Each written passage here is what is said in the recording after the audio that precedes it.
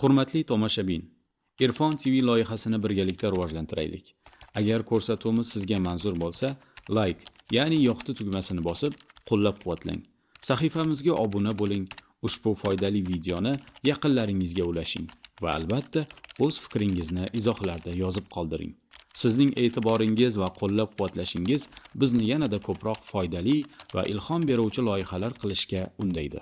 Irfon TV bilan ilm va ma'rifat sari birga yuring.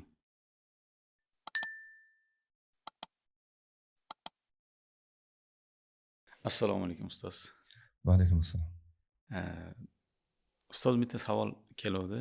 Ya'ni o'tgan safar ham o'zi berdim. Bu ko'rsatuvimiz tugagandan keyin edi. Ana ro'zani nimaga tutamiz yoki kim uchun tutamiz?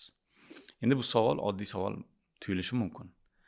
Lekin kimdir misol uchun bilamiz, ro'zani Alloh uchun tutamiz deyiladi, lekin o'zi nimaga ro'zani tutamiz? Shu haqida gaplashsak. Rahmat. O'zi umuman olganda Umar oddiy savol deb tuyuladi aytganingizdek, lekin buni tagida juda katta falsafalar yotadi. Juda katta haqiqatlar yotadi. Odatda Ramazon biz uchun qanaqa oy hisoblanadi? Aksarimiz uchun desam ham bo'lar, balkim. Misol uchun Ramazon oyida ba'zi bir holatlar yuzaga chiqa boshlaydi. To'g'ri, Ramazon farz, bu ibodat, bu ruhiy poklanish oyi. Keling biz voqelikka qaytaylik.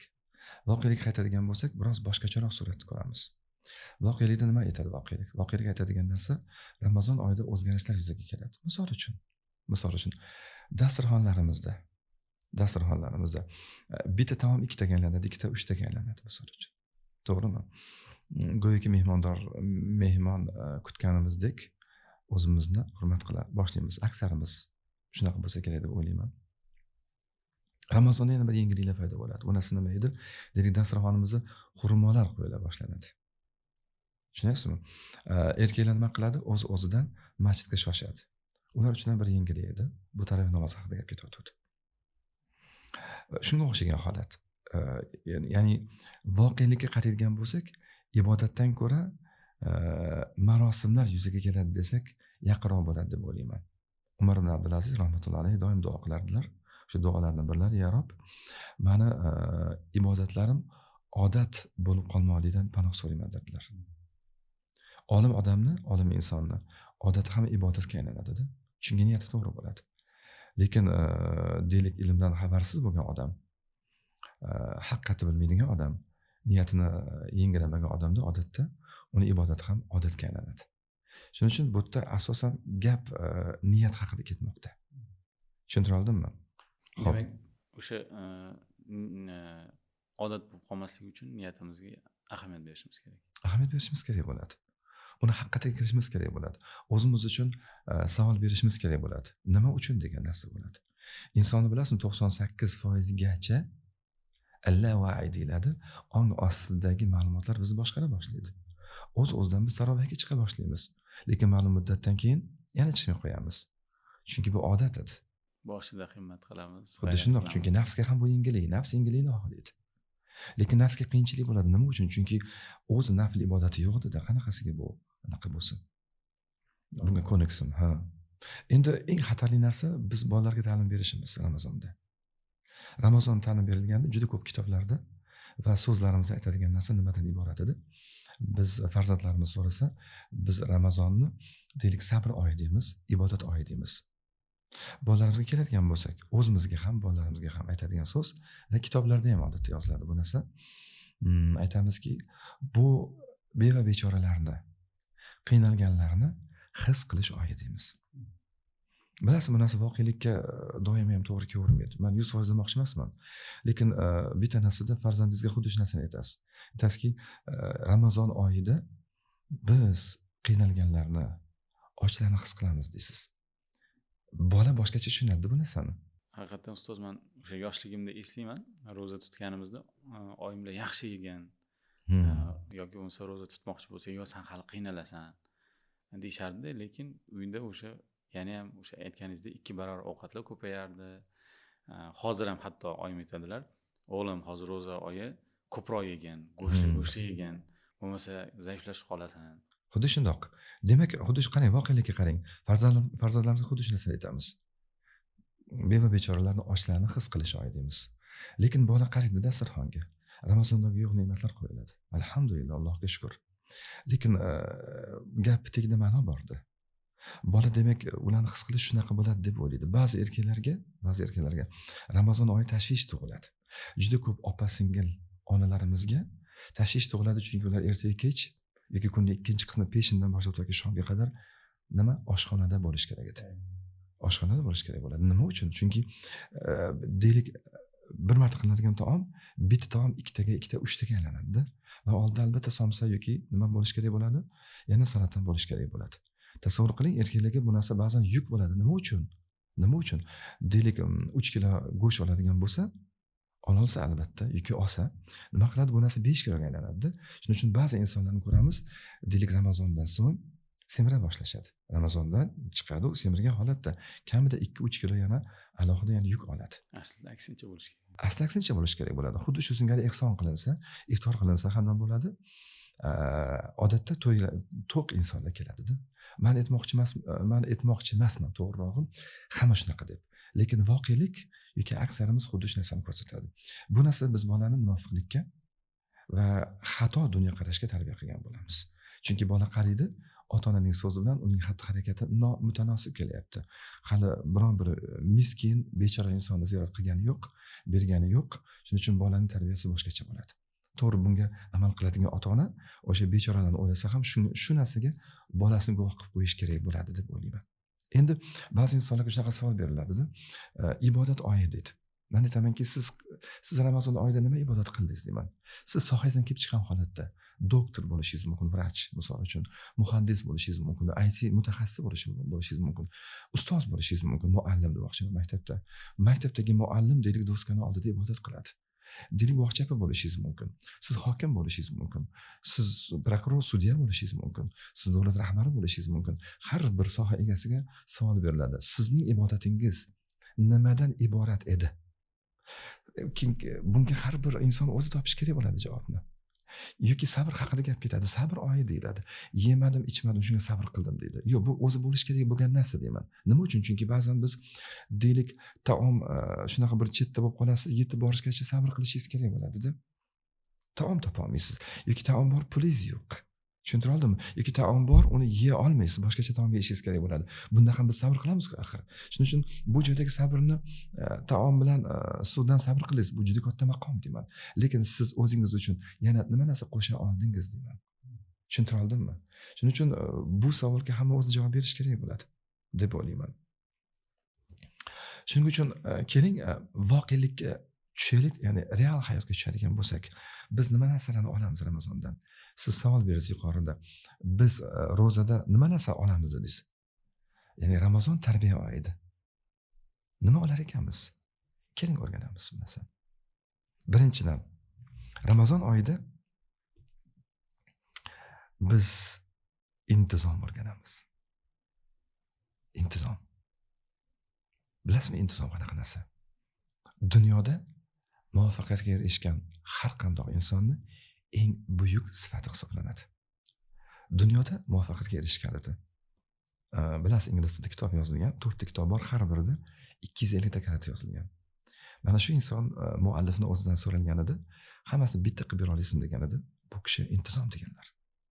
Shaxsiy intizom haqida gap ketmoqda. Samodistsiplina deymiz, to'g'rimi? Endi qarang, bu nima narsa edi o'zi aslida? Bu nima narsa edi? Kerakli ishni, kerakli hajmda va kerakli vaqtda qila olishingiz bu intizom bo'ladi. Tushunyapsizmi? Yevropaga qaraydigan bo'lsak, ularni anaqasi ta'rifi va tahlili bo'yicha intizom nima edi? Bir ishni qilishingiz kerakmi? Garchi siz xohlamasangiz ham qilmoqligingiz bu intizom bo'ladi deyshadi ular. Tushuntira oldimmi? Biz bu oyda intizom o'rganamiz. Bola misol uchun farzand sizga gap qaytaradi yoki ota-onasi bilan bahs qiladi. Nima uchun? Chunki intizom xohlamaydi-da. Ramazon oyi bizga intizom o'rgatadigan oy bo'ladi. Tasavvur qiling, biz saharlik qilamiz, soniya ham o'tib ketish kerak emas. Biz iftorlik qilamiz, soniya ham oldin bo'lish kerak emas. qarang qanaqa diqqat bilan bizga intizom o'rgatadigan oy hisoblanadi. Davlatlar, jamiyatlar, shaxslar, kompaniyalar, ishxonalar, bularning hammasi muvaffaqiyat kaliti va ular bino bo'ladigan eng asosiy g'isht poydevor bu intizom poydevori bo'ladi. Shuning uchun real, ya'ni xolis qaraydigan bo'lsangiz, Ramazon oyi bizga eng buyuk narsani. Musulmon inson o'zi aslida intizomli bo'lish kerak edi. Chunki 5 mahal namoz o'z vaqtida o'zi aslida. Biz eng intizomli millat va xalq bo'lishimiz kerak edi o'zi aslida. Namuna bo'lishimiz kerak edi. Lekin unaqa bo'lmayapti deb o'ylayman. Endi Ramazon bu narsani ta'kidi bo'ladi. Misol uchun Germaniyani oling, Yaponiyani oling. Ular dindor bo'lganligi uchun muvaffaqiyatli xalq bo'ldimi? Ular dindor bo'lganligi uchun taraqqiy etdimi? Yo'q. Ular din buyurgan, din va dinlar buyurgan bitta sifatga amal qilishdi. Bu sifat intizom edi. Va undan keyin ular nima qilishdi? Muvaffaqiyatga va taraqqiyotga erisha olishdi. Shuning uchun hatto Qur'onga qarasangiz, Alloh taolo nima qiladi? Asalarini yoki chimonni zikr qiladi va bu ikkita deylik jonzot nomidan surani ham nomi borda. Nima uchun desangiz, ularning bitta sifati, ularda intizom bor. Shuning uchun Alloh taolo aytadiki, va awhana ila nahl deydi. Misol uchun hatto biz deydi vahiy qildik deydi nimaga? Yo'q, asalariga vahiy qildik deydi. Ya'ni ilhom qilindi. Nima uchun? Intizom borligi uchun. Va qiyomatga qadar o'qiladi va tilovat qilinadi. Shuning uchun biz eng birinchi o'rganadigan narsa bu intizom bo'lish kerak bo'ladi. Umar bu Ramazon ro'zasi, Ramazon huwa tarbiya deyiladi. Ramazon bu tarbiya qiladi insonning aqlini, vujudini, vijdonini, deylik, uni xatti harakatini va dunyoqarashini. Demak, mana shu tarbiya tushunchasini biz bilishimiz kerak bo'ladi. Oddiygina, misol uchun, taroviga borib kelishni o'zi ajoyib ish, lekin shuni o'zi bilan ish bitib qolmaydi-da. Ramazon saharlikka turdi, ya'ni iftorda og'zini ochdi. Buni o'zi yaxshi narsa, lekin biz endi ichkariga biroz kirishimiz kerak bo'ladi deb o'ylayman. Ajr ko'proq bo'lishi uchun ibodatning falsafasi bor. Uni maqsadi bor, at-ta'ammuq deyiladi bu narsa. Tushuntira oldimmi? Shuning uchun Ramazon bu hayot maktabi. Ramazon hayot maktabi. Hayotda modomiki intizomlimisiz, muvaffaqiyatga erishasiz. Biz mana bugun deylik ro'za kuni bo'lsa ham ishimizni tashladik, kelishgan vaqtda keldik va mana hozir mana shu intizomga amal qilganimiz uchun alhamdulillah mana hozir suhbatdamiz. Tushuntira oldimmi? Intizom bo'lsagina natija bo'ladi. U narsa nima edi? Kerakli ish, kerakli vaqtda va kerakli hajmda bo'lsin yoki siz bir ishni garchi xohlamasangiz ham, garchi nafsingizga yoqmasida qilish kerak bo'lgan ishini qilishingiz hisoblanadi. O'sha tarovih degandek, hatto o'sha oxirigacha turib berish ham kerak bo'ladi-da. Boshida yaxshi chiqilinadi, ko'pchilik jamoat ko'p bo'ladi. Yo'llar to'lib ketadi. Lekin 5 kun o'tadi, 10 kun o'tadi, bu oxiriga borib juda ham kamayib ketadi-da. Albatta, bunda juda ham ko'p faktorlari bor. Nima uchun unaqa emasligimiz, albatta, intizom yo'qligidan va naflga o'zi tayyor emasmiz o'zi aslida. Bilasizmi, ikkinchi narsa, Ramazon bizga o'rgatadigan yana bitta buyuk sifatlardan biri, bizga Ramazon oyi aslida hayotda har bir narsa qiyinchilik bilan beriladi, osonlik bilan emas. Siz xohlagan narsangizga qiyinchilik bilan erishasiz degan narsani beradi. Laysa bi amalikum deydi Alloh taolo. Siz xohlagan narsa emas. Siz orzu qilgan narsa emas deydi. Balkim kimki solih amal qilsa deydi. Tushuntira oldimmi? Demak, bu hayot maktabi ekan, modomiki, demak biz bilamizki, Ramazon o'zi oson emas. Va xolanki, yana to'g'rirog'i, boshlanishi oson bo'lmaydi-da. To'g'rimi? Endi bundoq bo'lgach, inson tushunib yetish kerak bo'ladi. Aslida biz qasd qilgan, maqsad qilgan, niyat qilgan narsaga erishish uchun biroz mehnat qilishimiz kerak bo'ladi. Bir nimadan voz kechishimiz kerak bo'ladi. Bu hayot maktabi edi. Hech narsa osonlikni berib qo'yilmaydi. Ko'chaga chiqadi bola, farzand ko'chaga chiqadi. Qarang, bu bola tarbiyasi ham ko'rinish kerak edi. Uning rahbari, uning direktori misol uchun uning onasi emasdi. Uning do'dasi yoki buvijonisi emas. Ko'chaning tarbiyasi biroz boshqacharoq bo'ladi. Hayot maktabi tarbiyalaydigan bo'lsa, biroz shiddat bilan, biroz qo'pollik bilan tarbiya qilishi mumkin edi. Shuning uchun hatto raketa ham uchganida, bilasizmi, eng katta energiyasini birinchi yoqqaligida beradi. birinchi harakatida startda beriladi. Shuning uchun biz tushunishimiz kerak bo'ladi, ilk boshlagan ishga biz albatta katta kuch sarflashimiz kerak bo'ladi va xohlagan ishimizga erishmoqlik albatta mehnat bilan bo'ladi. Bu narsani biz ro'zada tushunib olishimiz kerak bo'ladi. Ramazonda. Shu o'rinda boya o'sha mehnat qilishimiz kerak, qiyinchilik bo'ladi degan mulohazaga mana shu hozir ko'pchilik yoshlar qiyinchilikka tayyor emasdik. Ya'ni hayotim yaxshi o'tishi kerak. Oson pul topsam, oson misol uchun qiyinchiliksiz bir mehnat qilsam degan tushuncha paydo bo'lgan hozirgilarda.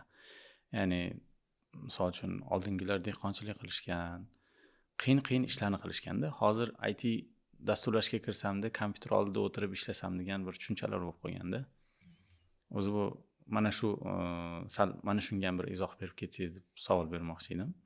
Ya'ni qiyinchiliksiz hayot yo'q-ku o'zi aslida. Qiyinchilik bilan odam pishmaydimi?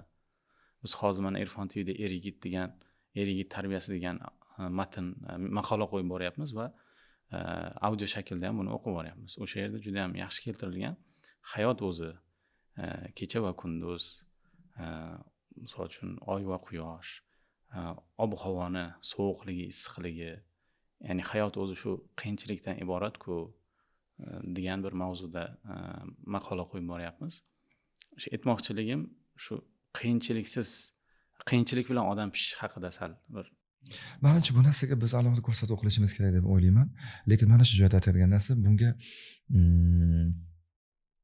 sabab bo'ladigan omillarning bir nechtasi bo'lsa, o'sha bittasi eng katta omillardan biri motivatsiya, shijoat va rag'bat berish ikkinchi tomonga xato iste'mol qilindi.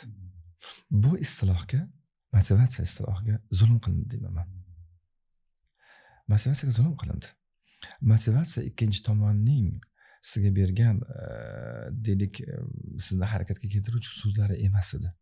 Aslida motivatsiyaning eng buyugi ichki bo'ladi. Ichki motivatsiya bo'lmasa, tashqi motivatsiya bilasizmi? Bu kichkina bir cho'qqa o'xshagan narsa. Qisqa muddatda o'chadigan cho'qqa o'xshaydi. Shuning uchun bolalar, hozirgi yoshlar to'g'riroq o'qishimiz kerak bo'ladi. Toki ichimizda boyagi motivatsiya uyg'onmoqligi uchun va ichki motivatsiya albatta insonni harakatga keltiradi. Menimcha bu so'zimiz albatta o'z-o'zidan irodaning kuchiga ham bog'liq bo'ladi deb o'ylayman. Xo'p, demak davom etadigan bo'lsak, bilasizmi, 3-sifat menga juda yoqadigan narsa bu al-istimta' deyiladi. Biz oddiy narsalarni, uning lazzatini, uni bir ne'mat ekanligini his qila olmaydigan narsalarni Ramazonda his qila boshlaymiz. Bu narsa bilan biz huzurlanamiz. Uning lazzat ekanligini his qilamiz. Anglay boshlaymiz. U narsa nima edi? Oddiy narsa. Ramazondan tashqarida biz suvni xohlagan vaqtda ichib ketamiz. Uni suv ekanligi, u ne'mat ekanligi, yer yuzida millionlab insonlarga toza suv yetib bormayotganligi va bu buyuk ne'mat ekanligini hatto his ham qila olmaymiz. Bitta xurmo butun dunyodek bo'ladi o'zi aslida. Taomdagi ne'matlar, buni biz his qilmaymiz. Go'yoki shunaqa bo'lish kerak deb o'ylaymiz. Lekin Ramazonda o'rganadigan narsa, uchinchi o'rganadigan narsamiz, biz nima qilamiz? Biz tasavvur qiling, 13, 14, 15 soat yemaysiz, ichmaysizda, ana undan keyin o'sha suvni ichasiz. Suv siz uchun butun dunyodan qimmat narsa bo'ladi. Ne'matlarning qadrini bilasiz. Qadrlisiz. Bola bu narsani bilish kerak bo'ladi. Farzandlarimizga bu narsani tushuntirishimiz kerak bo'ladi. Toki bola o'yinchog'i bo'lsin, o'yinchog'ini qadrlasin. Toki bola daftar, ruchka, kitobini qadrlasin. Toki bola vatanini, uyini, ota-onasini qadrlasin. Nima uchun bolalarimiz o'ta qaysar ba'zan? Nima uchun noshukur deymiz? Chunki hamma narsasi bor. Men bolamga hamma narsa qilib berdim degan so'z, hech kimdan kam qilmadim degan so'z, bu tarbiyaning saratoni, rak hisoblanadi. Bu xato narsa, balki bunga qaytaramiz bir alohida. Lekin bola nimadandir ba'zan mahrum bo'lish kerak bo'ladi, bunga hozir qaytamiz. Lekin umuman olganimizda biz huzurlanishimiz kerak bo'ladi. Biz Ramazonda huzurlanamiz. Suvni ne'mat ekanligini his qilamiz. Taomni ne'mat ekanligini his qilamiz. Bu narsa bu Ramazon maktabi hisoblanadi. Bu hayot maktabi. Ana Ramazondan keyin mana bu sifatni davom ettirish kerak bo'ladi. Hamma narsa ne'mat ekanligini his qilishimiz kerak bo'ladi. Iftorlikda ham suv ichamiz-ku, xurmoni yeb turib suv ichganimizda oddiy ichishdan farqli qiladi-da. Iftorlik Albatta. o'sha suv umuman xuddi bir butun tanaga yoyilib ketayotgandek bo'ladi-da. Xuddi shundoq. Shuning uchun Ramazonda oyda mana shu jihatlarga e'tibor bergan insonda inshaalloh uni ajri ham ko'proq bo'ladi. Mana shu narsa. Keyingi sifat nima edi? Keyingi sifat biz Ramazonda mahrum bo'lishni o'rganamiz. Mahrum bo'lmoqlik bu tarbiya edi o'zi aslida. Biz mahrum bo'lamiz. Nimadan? Suvdan, taomdan. Deylik, uyingizda kelsangiz hamma narsa bor, turibdi. Yemaysiz, ichmaysiz. Alloh taolo tarbiyaladi, payg'ambarlarni tarbiyaladi. Mahrum qilmoqlik bilan vatanidan, yaqinlaridan, oilasidan mahrum bo'ldi. Bu hayot bu. Mana senga demaydi hech qachon hayot. Atirgullar bilan kutib olmaydi hayot maktabi. Hayot tarbiyalaydi, bir tepaga olsa bir pastga qarab tushiradi. Jalol Rumiy hazratlari aytganlaridek. Demak, biz mahrum bo'lmoqlikni o'rganamiz. Farzandlarga ham shuni o'rgatishimiz kerak bo'ladi. Ba'zan bola aytgan narsani olib bera olmaysiz. Bola mahrum bo'ladi, lekin hayot shundan iborat ekanligini tushunib yetadi bola. Ana shunda chetda yotgan deylik, uyni bir burchakda yotgan o'yinchoqni olib o'ynay boshlaydi-da, uni qadrini biladi. Ba'zan mahrum bo'lmoqlik uning uchun katta ne'mat ekanligini his qiladi. Chunki bu hayot shahrul hirman deyiladi. Mahrum qilish oyi deyiladi. Hayot o'zi mahrum qiladi. Shunaqasiga tarbiyalaydi. Biz buni tushunib yetishimiz kerak bo'ladi. Ko'rasizmi? Bu juda ham muhim jihatlar. Oddiy yeme ichmayman emas, yo'q, bizni aqlimiz ham, bizni qalbimiz ham, biz tafakkurimiz ham roza tutmoqligi kerak bo'ladi. Biz mana shunga o'xshagan buyuk sifatlarni o'rganamiz. Bizda esa shu Ramazon keldimi, roza hamma tutadi, men ham tutishim kerak. Shu odat bo'lib qolganda. Bu allavay deyiladi. Boyaga aytgandek, bu ongni pastidagi holat 95-98% gacha insonni deylik aniq qiladigan, boshqaradigan ong hisoblanadi. Shuni biz endi ongni ustki qismiga, tepasiga olib chiqishimiz kerak bo'ladi. Uning uchun inson o'ziga o'zi mantiqiy savol berish kerak bo'ladi. Nima uchun degan? Nima uchun roza tutaman? 5-narsa. Bilasizmi? Boyaga yoshlar masalasi bo'yicha ham gapirdik-ku, ularga ham taalluqli bo'ladi deb o'ylayman bu narsani. Ramazon oyida biz nimani o'rganamiz? Har bir narsa boshlanishida og'ir bo'lishini o'rganamiz. Boshlanishida og'ir bo'ladi. Undan keyin osonlashadimi? Yo'q, osonlashmaydi. Og'ir bo'lib turaveradi. Lekin siz bu narsaga odatlanasiz va ko'nikasiz. Keyin Ramazon tugagach, ro'zani yana sog'inasiz. Mushtoq bo'lasiz. Muhtoj bo'lasiz. Sog'inch hissi keladi. Tushunyapsizmi? Bu juda ham buyuk narsa. Xuddi shu singari hayot ishlari ham xuddi shundoq. Boshda og'ir bo'ladi. Keyin ko'nikamiz, o'sha og'irligi bo'yicha ketaveradi. Lekin biz ko'nikamiz. Oxir oqibat bu ish ta'lim olish bo'lsin, kitob o'qish bo'lsin, ishxonaga borib kelish bo'lsin yoki bola tarbiyasi bo'lsin. Buni hammasi biz uchun keyin huzur, rohatga aylanadi. Nimaga? Chunki biz ilk qiyin qadamlarni bosib o'tgan edik. Xuddi shu singari keyingi deylik oxirgi 6-si ekan, yana nima narsa o'rganamiz? Biz yangi odatlarni kasb qilamiz. Nimanidir kasb qilamiz, o'rganamiz qanaqadir odatlarni va nima narsanidir tark qilishga odatlanamiz. Ramazon oyida. Chunki ko'p narsa o'zgaradi axir. Va u odatlarni niyatimizni to'g'rilab ibodat qilish o'rgan. Xuddi shundoq. Har bir niyatingizga e'tibor bera boshlaysiz. Ba'zi bir narsani tark qilasiz Ramazonda. Mayli kunduziga bo'lsa ham o'rganasiz. Ana undan keyin bir kunga tark qilasiz, keyin kunga va hokazo. Keyin u narsani muddat uzayib boraveradi. Nima bo'lsa ham biz ijobiy odatlarni kasb qilish va salbiy odatlarni tark qilishni o'rganamiz. Chunki nimanidir biz qo'shamiz Ramazonda, iloji yo'q. Nimanidir tark qilishimiz kerak bo'ladi. Va oxirgisi, bu suhbatimizdagi oxirgisi eng muhim narsalar haqida to'xtaldi. Shahrut tag'yir deyiladi. Bu o'zgarish oyi hisoblanadi.